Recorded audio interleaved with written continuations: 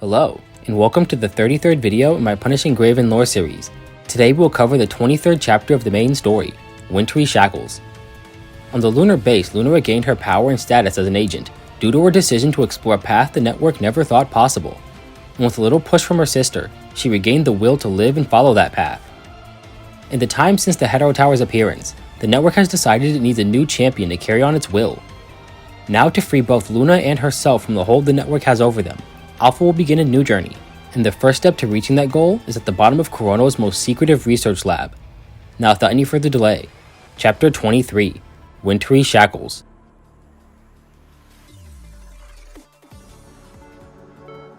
Conservation areas have always been far from the front lines, always kept small and mobile in case they quickly needed to be evacuated.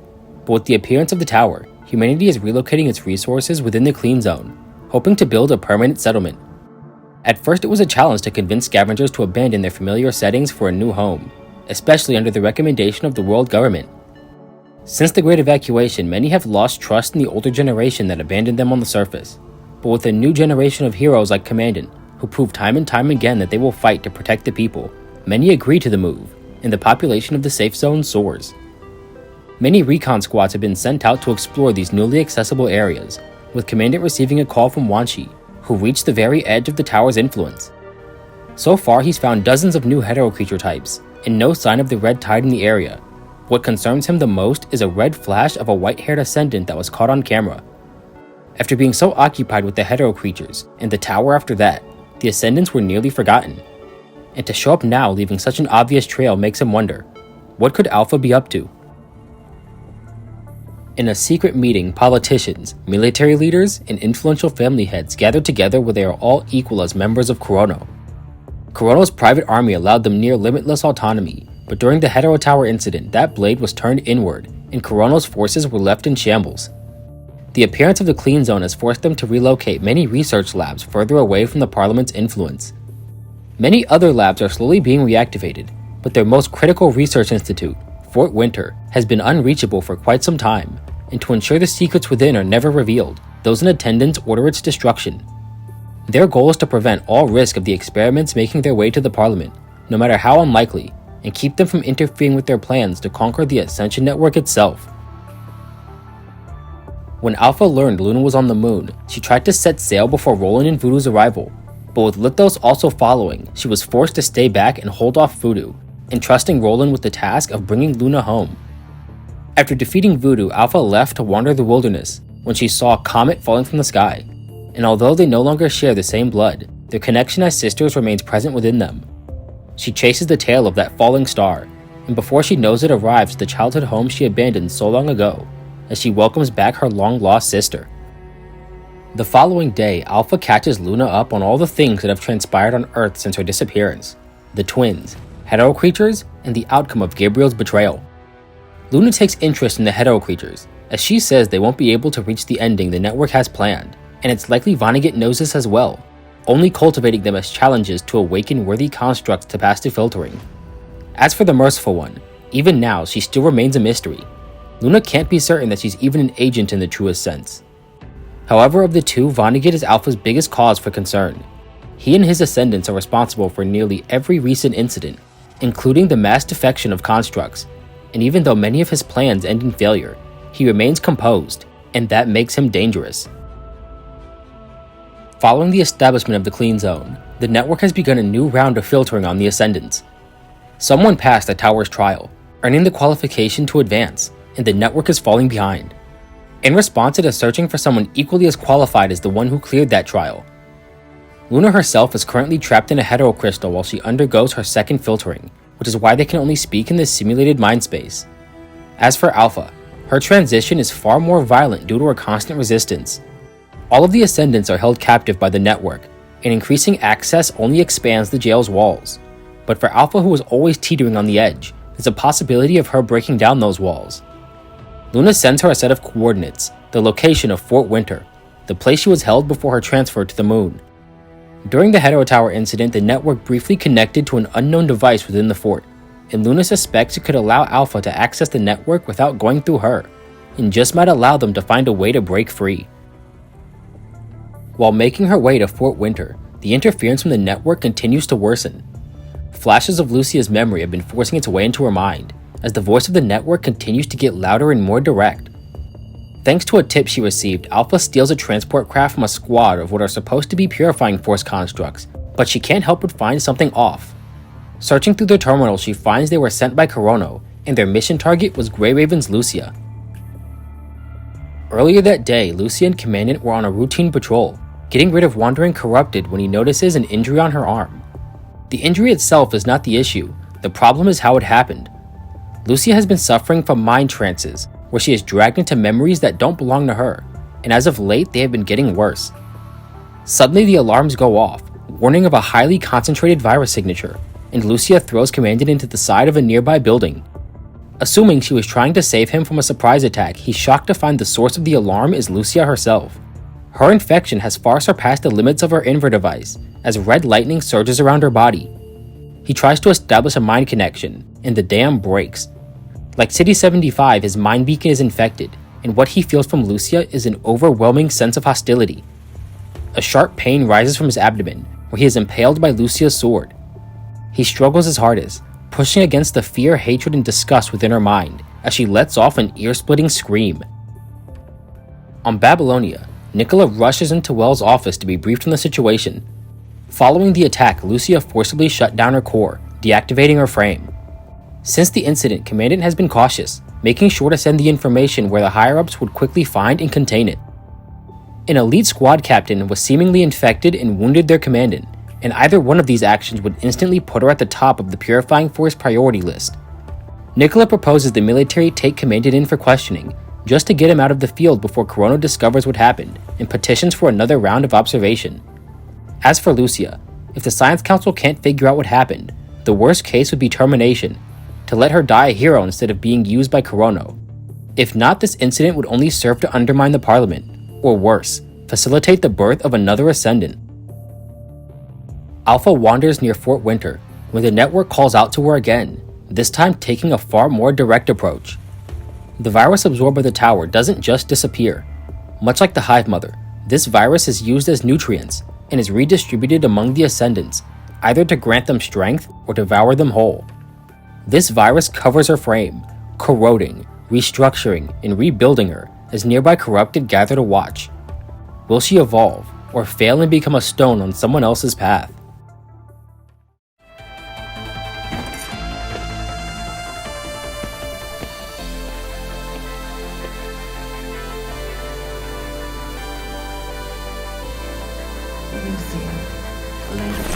But I've chosen a different path. The Weeks do not have a way to rewrite them, nor do they have the power to decide the future. Don't talk to me with her voice!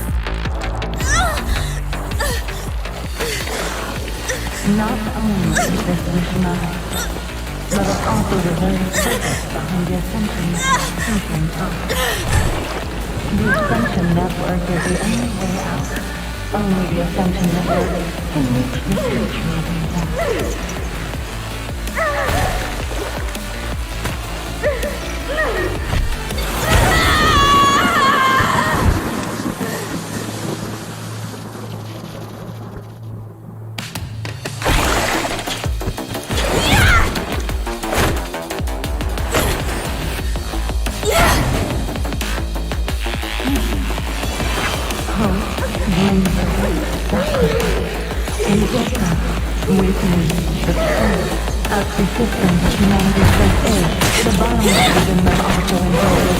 But everything stands peaceful before the Ascension Network itself.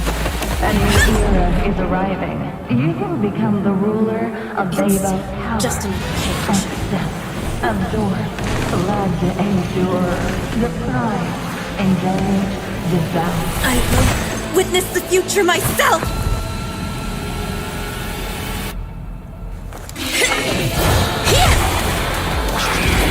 The sundered shackles shall be my blade!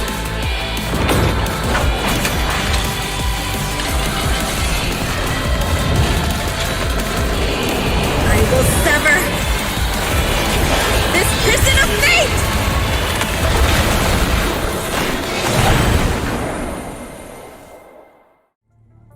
deep in an underground casino, an Ascendant and her agent enjoy a game of poker. The Purifying Force is dangerously close to the truth, and the Forsaken have conveniently found a list of conspirators. Soon enough, they will discover Fort Winter, and Lilith can't help but wonder if that's the best move. After all, Kurono is still working with them. To Vonnegut, his cards only hold value so long as they're useful, and Fort Winter's usefulness just ran out, so he doesn't mind giving it up to appease the other human factions. Suddenly, Cinderella enters the room as their poker game comes to an end, and Vonnegut orders Lilith to head to Fort Winter. To keep suspicion at a minimum, Nicholas sends a medical craft down to Earth to perform a remote examination, instead of bringing Lucia back to Babylonia, where she would likely be discovered by Kurono.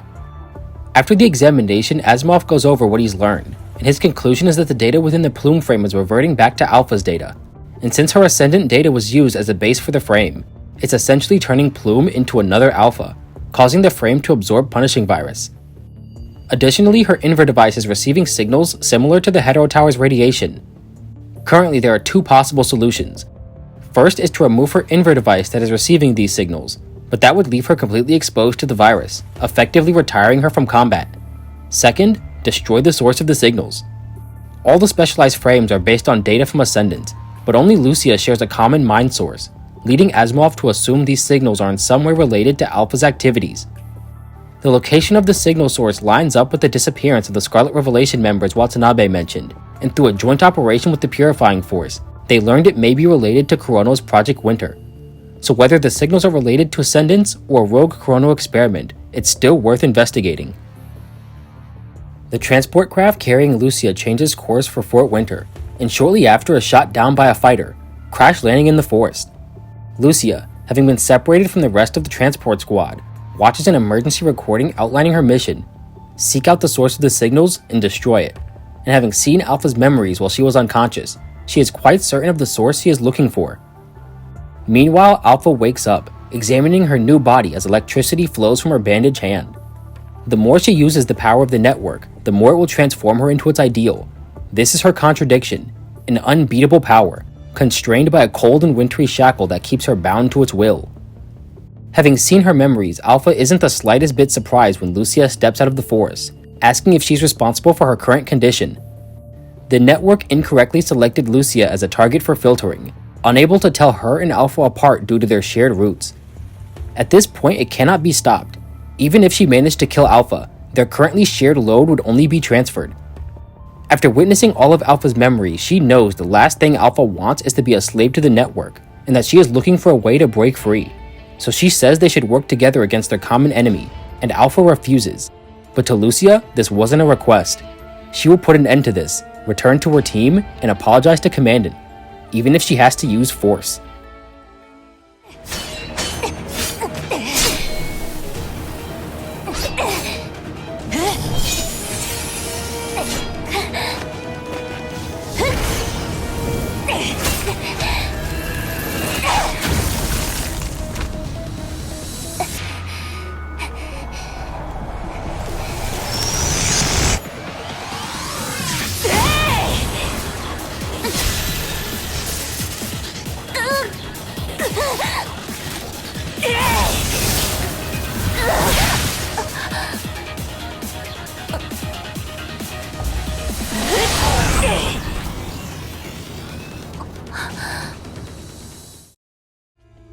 During their fight, Alpha manages to connect their minds, absorbing the virus within Lucia's frame.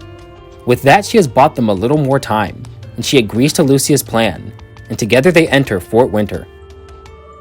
Within the fort, they find a terminal with records of something called Project Kathia that began even before the appearance of the virus, and was related to some form of immortality for humanity. Together they search the remaining terminals, finding records of Kurono kidnapping people from attacked conservation areas. Alpha activates a self-destruction program, terminating all of the test subjects, and freeing them from an existence as comatose pawns of Project Winter. Deeper in the lab, they come across signs of battle, but not a single body, leading her to revisit the possibility that this could all be a trap. Out of the corner of her eye, she sees movement, and the two are attacked by the freed test subjects. The floor collapses during the fight, and they land in a secret underground section of the lab, the place Luna was held before her transfer to the moon. At the bottom of the lab, they find signs of combat far more recent than the rest, with Alpha guessing it must be coronal cleaners sent to erase data of assets within the lab. Opening the door, they find the bodies of the researchers who were killed when the test subjects escaped. In the room was a set of skeletal remains, linked to a virus-contaminated connection device that Alpha recognizes as her ticket into the network. After activating the machine, Alpha finds herself back in that mind simulation with Luna. At first she assumed that the Luna here was a projection of the network, but it truly is Luna. This is the last bastion of safety Luna could provide without violating her duties to the network. For far too long, Alpha has been passive, simply following behind Luna, never taking action herself. She was happy that Luna discovered alternative possibilities, but with it came a stronger connection to the network. That's why to save both Luna and herself, she has to take matters into her own hands. Their home disappears, replaced with a red hellscape, as she fights against chains trying to keep her bound, attempting to swallow her consciousness before she can break free.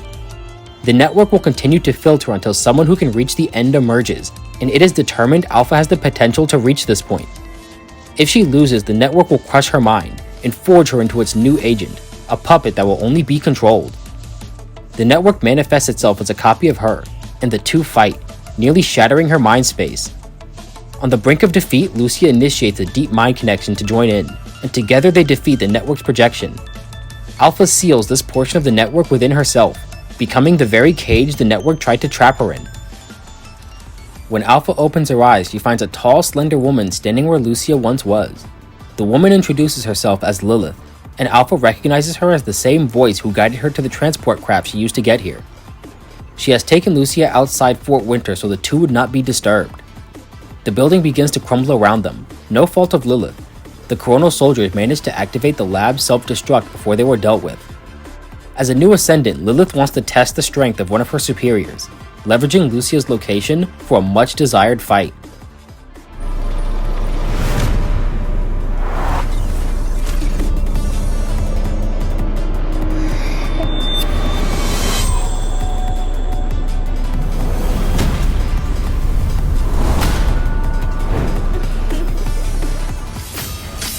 Life and death are but a moment apart.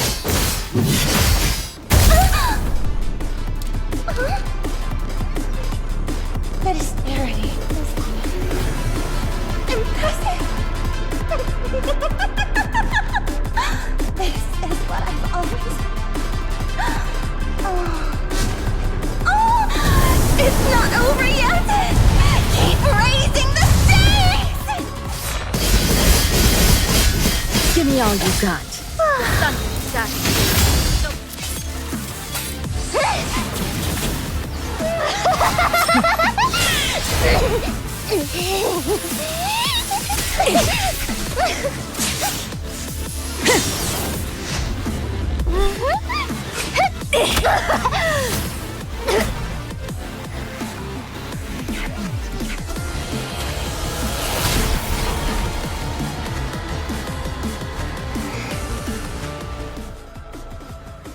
She kicks Lilith into a nearby wall, and the Ascendant puts her hands up in surrender. She gives up Lucia's location, and gives Alpha the data she collected from the core terminal, and with that, the two leave the crumbling remains of the lab. At the temporary camp, Commandant learned of Lucia's deployment to Fort Wintry, and petitioned Nicola to allow them to join the operation. Now having arrived in the mission area, they begin their search, with Commandant coming across Alpha, carrying an unconscious Lucia. She hands over Lucia and the information on Project Wintry, and with Lee and Liv meeting up with the rest of the transport squad, they head back to Babylonia. Meanwhile, Lilith hands over a second copy of the data to Vonnegut, and with it he plans to keep a promise he made long ago. She was only sent to try and recruit Alpha to their cause, an outcome Vonnegut knew would never happen. But with her ejection, he is sure Alpha won't interfere with their next objective. Now with all these pieces in place, they are nearly ready for the next stage of their plan, waking up Kathia. Alright, and we are done with chapter 23 of the main story. Pretty short, but very packed with information. Learned a lot about the Ascension Network and the current state of, I guess, Luna's faction. Well, really just Alpha and Luna at the time. Right, we got a second filtering going on. The network decided that Lee was just too nice. He cleared the tower, soloed, and the network is like, man, you guys are trash. I need to find someone who can do the same. And Luna got put in her baby jail, and we ended up getting Alpha, who turned into like, who broke free from, most of the network's control, took its power for herself, and became this like pseudo half agent, like a 1.5 ascendant. We have Kuro being sketchy. Kurono is being extra sketchy again. And we find out that, Project Winter, this thing that has been kind of looming in the background forever and a half, is about mind fusion, right? Combining different people's consciousnesses together. Spooky. And they apparently want to also access the Ascension Network. I mean, in that case, Collins ended up being like half right. He said he didn't know what Project Winter was, but he was also trying to make like human ascendants. So I guess he was close. But that's all I'm gonna say here. If you have not seen, hopefully I'm going to at the same time upload another video where it's just gonna kind of just be my rants, right, about chapters 21, 22, and 23, since I'm just like kind of abridging it right now. And I'm just gonna go over, all the stuff that I didn't put in those chapters because I just wanted to like speed and get them finished. So, if you care about that, head on over. Other than that, I hope you all enjoyed the video, and hope to see you all in the next video. We cover chapter 4 of the Floating Record Stories, The Floating Reverie.